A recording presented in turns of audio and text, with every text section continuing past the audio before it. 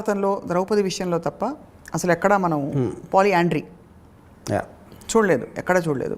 So I just wonder మనకి what do our values from the past teachers in the context of this?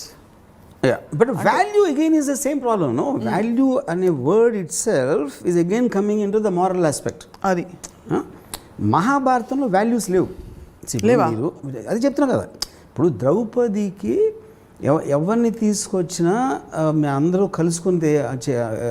కలుసుకుని తీసుకోవాలి అనే aspect ఏదైతే వచ్చిందో అది మీరు ఇప్పుడు కాంటెంపరీ సొసైటీలో చెప్పండి, కొడతారు, పట్టుకునేది రాళ్ళు పెట్టి కొడతారు ఎవరైనా చేస్తే. అలాగా మన మహాభారతం కాబట్టి మనం క్వశ్చన్ చేయట్లేదు అది బేసిక్గా.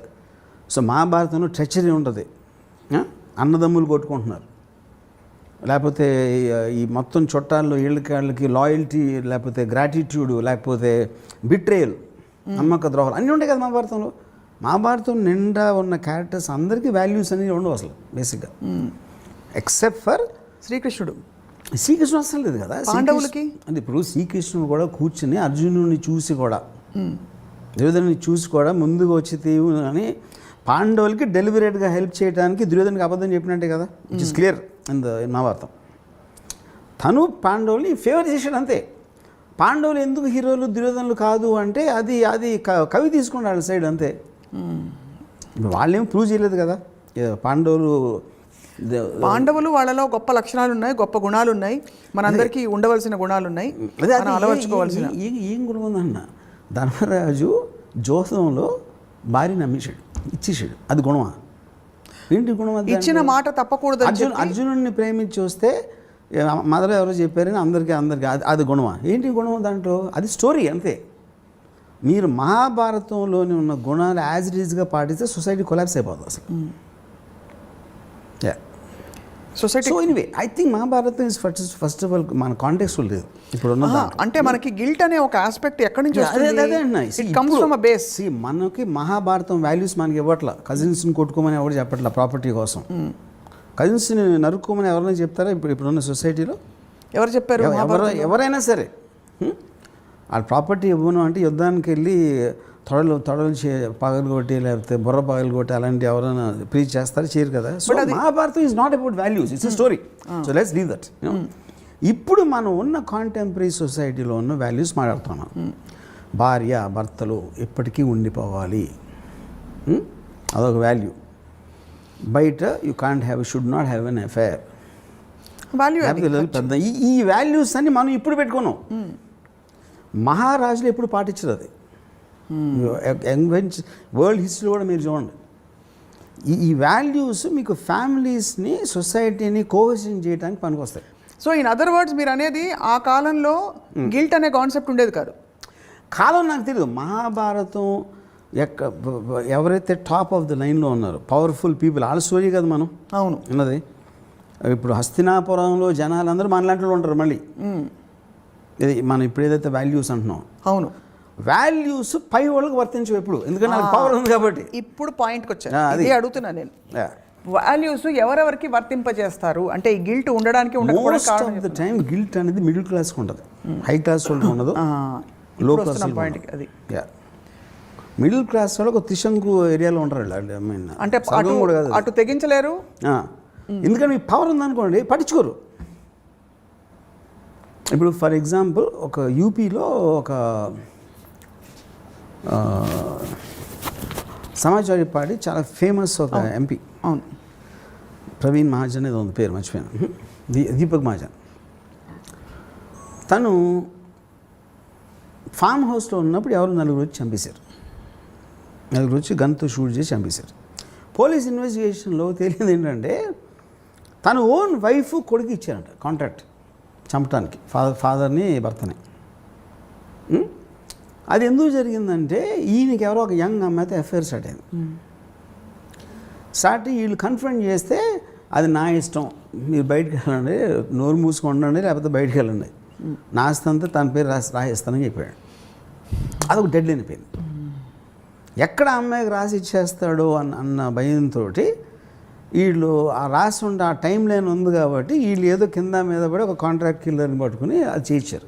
ఇప్పుడు ఇక్కడ మెయిన్ థింగ్ ఏంటి, వాడికి డబ్బు ఉంది, ఆ డబ్బు అది బార్లో కుక్కిని పోయినా పడుండు నేను నా ఇష్టం వచ్చినట్టు చేస్తా అని ఆడ ఆర్డర్ ఇచ్చాడు మహారాజులాగా.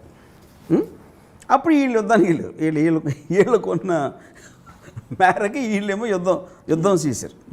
యూనో ఇక్కడ ఏంటి వాడికి గిల్టీ అవసరం లేదు కదా, ఎందుకంటే పవర్ఫుల్ మ్యాన్. అవును, ఇప్పుడు సూపర్ మ్యాన్కి ఫిలాసఫీ అవసరం లేదు. ఫిలాసఫీ ఎవరికి కావాలి? బలం లేనప్పుడు కావాలి మీకు, అర్థం చేసుకుని దాన్ని ఫీల్ అయ్యి దాన్ని ఏదైనా చేసుకోవడానికి. మీ దగ్గర ఎవరినేమన్నా చేసిన బలం ఉన్నప్పుడు మీరు పట్టించుకోరు అసలు.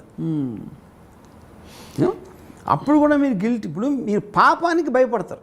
దేవుడిని నమ్మితే ఇలా చేస్తే ఇది తప్పు అనుకుంటే రేపు పొద్దున్న నన్ను నూనెలో వేయిస్తాడా, కొరడాలు కొట్టిస్తాడా అనే ఒకది ఎవడన్నా నమ్మినోడు ఆడ ఉండొచ్చు, ఛాన్స్ ఉంది అలాంటి వాళ్ళు ఉండడానికి. అది లేనప్పుడు ఇట్స్ ఎ పవర్ గేమ్. అంతే అంతే. ఇప్పుడు ఈ కాంటెక్స్లోనే కట్టప్ప బాహుబలిని చంపినప్పుడు కట్టప్ప గిల్ట్ ఉంటుందా? ఎందుకంటే తను చేసింది ఏమిటి? He carried fourth his duty. అదే ఇప్పుడు సినిమాటిక్ ఆస్పెక్ట్లోనే సిమిలర్ థింగ్ రియల్ లైఫ్లో తీసుకున్నప్పుడు that is what is called betrayal. నన్ను నమ్మినోడిని నేను మోసం చేశాను, అంతే. అప్పుడు ఆ గిల్ట్ కోషంట్ అనేది వాడు అసలు ఎంత నమ్మాడు, ఎంత బయటకు చూపించాడు అనేది ఉంటుంది కదా. అది వాడుకున్న అవసరం ఏంటి? చేసి తీరాలి, నాకు వేరే గత్యంతరం లేదు. ప్రతి వాడికి లిమిటెడ్ ఆప్షన్స్ ఉంటాయి. They don't have the best option. ఉన్న ఆప్షన్స్లో ఇది చెయ్యక తప్పదు. అది వాడి మనుగడ కన్నా ఉండొచ్చు ప్రాబ్లం, లేకపోతే వాడికున్న అంబిషన్ కావచ్చు. ఈడు పోతే కానీ నేను రాజు అవ్వటం అనేది ఆడు ముఖ్య కారణం అనుకోండి. ఈడు అడ్డొస్తున్నాడు, కేవలం ఈడు నాకు జాబ్ ఇచ్చాడు కాబట్టి నేను ఎప్పటికీ ఈ లాయల్టీగా ఉంటే నేను ఎప్పుడు ఇటు బానిసలాగా ఉంటాను. అవును. సో ఇది అంబిషన్ వర్సెస్ కంపల్షన్. ఇది అడగడానికి కారణం ఏంటంటే మీరు అన్నట్టు మిడిల్ క్లాస్లో గిల్ట్ ఉంటుందని చెప్పి ఈ లవ్ అండ్ వార్ పెద్ద పెద్ద కథలు చూసినప్పుడు మనకి ఎక్కడా కూడా గిల్ట్ ప్రస్తావన రాదు. ఇప్పుడు మజ్ను వాళ్ళ నాన్నకి లైలా గురించి ఇష్టం లేదనుకోండి, లైలాని ప్రేమించడం లేదు. సలీం అనార్కలి తీసుకోండి, అనార్కలిని ప్రేమించడం సలీంకి వాళ్ళ నాన్నకి ఇష్టం లేదనుకోండి, తన నాన్న మాట వినాలా, ప్రేమించాలా? Correct. This is valid point. అదేంటి, మీరు your getting caught in this situation అని ఈ ఫోర్స్ ఇట్లా అవుతుంది. ఏది ఎక్కువ మీకు ఇష్టం అనేది ఇండివిజువల్ మీద డిపెండ్ అవుతుంది. ఇప్పుడు నవమాసాలు మోసి పెంచి స్కూల్కి తెలిపించి అన్నీ ఒక 20 ఏళ్ళు పెంచాక ఆ అమ్మాయి ఎవరితోనూ ప్రేమలో పడింది. చాలాసార్లు పారిపోతారు కదా. అవును. ఆ పారిపోయినప్పుడు అమ్మ నాన్న వదిలేసి వాళ్ళ అమ్మా నాన్నలు ఎలాంటి వాళ్ళు అని కూడా మనం కన్సిడర్ తీసుకోవాలి. అక్కడ ద పాయింట్ దట్ ఆల్సో. కూతురు వెళ్ళిపోయింది, తల్లిదండ్రులు వదిలేసి అది కాదు. తండ్రి ఎవరు, తల్లి ఎవరు, ఈ అమ్మాయి ఎవరు, వాడెవరు, అమ్మాయికి ఉన్న మైండ్ సెట్ ఏంటి, there are so many factors. అది కానీ బాటమ్ లైన్ ఏంటంటే ఇది individual happiness versus sacrificing your happiness for the sake of this peer pressure. Right. ఇప్పుడు ఒక అమ్మాయికి పెళ్లి చేసుకుంది, భర్త కన్నా చాలా స్మార్ట్గా ఉన్నాడు ఇంకెవడో పరిచయం అయ్యాడు. And at that point of time she felt my life will be better with this other person. అలాంటప్పుడు భర్తను వదిలేదు ఇమీడియట్గా. అది నేను చెప్పేది. మీరు అట్లీస్ట్ ఒక ప్రాసెస్ చెప్తున్నారు. అక్కడ ఏమవుతుంది, భర్త ఉండగానే వెళ్ళి ఇంకొక రిలేషన్షిప్ పెట్టుకోవడం అది ఇంకా. కానీ నేను అదే అంటున్నాను, అదే అప్పుడు అందుకని మీకు చాలా సొసైటీ తెలివిగా ఏం చేసిందంటే it bifurcated this whole thing. మీరు మారల్ ఆస్పెక్ట్ని లీగల్ సిస్టమ్కి తేలదు. మీకు పారామీటర్స్ ఓకే, వేరే రిలీజియన్లో వేరే సొసైటీలో కొంచెం మార్పులు ఉండొచ్చు, ఇది అడల్టరీ అని ఇదని అని. But if you look at it the whole thing the way it is going towards independence. Right. So అది కొన్ని మనకి లా ఆపలేదు, రిలీజన్ ఆపలేదు. అప్పుడు మళ్ళీ మీరే ఆపుకోవాలనే ఆస్పెక్ట్లోంచి ఇది వచ్చింది, guilty feeling which is very closely related to morality. భార్య భర్తలు ఇద్దరు కలిసి ఉండాలి, వాళ్ళు పోయే వరకు ఇద్దరు ఉండాలి అని ఎవరు చెప్పి ఉంటాడు? అది రిలీజన్ చెప్పలా. That is not where it came from. That is a socially design system అది. అవును. ఎందుకంటే ఇప్పుడు అందరూ ఇప్పుడు ఒక్క భార్య భర్తలు వదిలేసాను, పిల్లలు ఉంటారు, తల్లిదండ్రులు బాగా చూసుకోవాలి. చాలాసార్లు చూసుకోలేరు. ఓల్డ్ ఏజ్ హోమ్స్ పంపిస్తారు. నేను ఒకసారి మా నాన్నమ్మ ఏదో భీమవరంలో సో ఎక్కడో మా ఆవిడ ఏమంటారు ఒకళ్ళ ఇంట్లో ఉంటున్నారు సమ్ కొడుకు, పెద్ద కొడుకు ఏదో సంథింగ్. నేను వెళ్తే ఈ ఒక చిన్న ఇది ఉంది, ఒక షెడ్లా ఉంది ఆ కాంపౌండ్లో. ఆ షెడ్ లోపల పెట్టారు ఆవిడకి. షీజ్ హ్యాస్ సమ్ పెరాలసిస్ ఏదో సంథింగ్. నేను లోపలికి వెళ్ళినప్పుడు యాక్చువల్గా ఆవిడ మీద కాక్రోచెస్ తిరుగుతున్నాయి. సో ఇప్పుడు అది ఏమన్నా ఎలా చూస్తున్నారు చూసావా అని ఆబ్వియస్లీ నేను అనుకున్నాను, నా పక్కన వాళ్ళు అనుకున్నారు. కానీ ఏంటి అక్కడ రియాలిటీ ఏంటి, వాళ్ళ ఇల్లు ఎంత, వాళ్ళ పనులు అంత, ఆవిడకున్న ఫిజికల్ స్టేట్ హెల్త్ స్టేట్కి అక్కడ పెట్టారు. ఆ పెట్టినప్పుడు గబుక్కుని వెళ్ళినప్పుడు ఆ కాక్రోచెస్ కనిపించినాయి. అది ఆవిడ ఫీల్ అయ్యారా లేదా, అసలు ఆవిడ కాన్షియస్ ఉందా కూడా నాకు తెలీదు. ఆ విజువల్ మాత్రం నా మైండ్లో ఉండిపోయింది అంతవరకు, యూనో. కానీ ఆ ఆస్పెక్ట్లో చూసుకోవటానికి అక్కడ ఉన్న రిసోర్సెస్, వాళ్ళ మైండ్ స్టేటు, ఇవన్నీ ఫ్యాక్టర్స్ ఉన్నాయి. మనం ఊరికైనా జడ్జ్మెంట్ ఇచ్చేస్తాం బయట నుంచి. అప్పుడు అనుకున్నది మేము తీసుకెళ్ళాం, ఆవిడని మేము కూడా తీసుకెళ్ళాలి. వాళ్ళని కాసేపు తిట్టుకుని ఆవిడ మీద జాలిపడి మళ్ళీ మర్చిపోయి మా వాళ్ళు మేము పడిపోయాం మళ్ళీ. సొసైటీ అలాగే ఉంటుంది. సొసైటీ ఎవరి గురించి పట్టించుకోరు. అప్పుడు ఎవరు పట్టించుకుంటారు, మీ గురించి మీరు ఒక్కరే పట్టించుకుంటారు. యాక్చువల్గా that is actual truth of life. అది బాటమ్ లైన్ అది.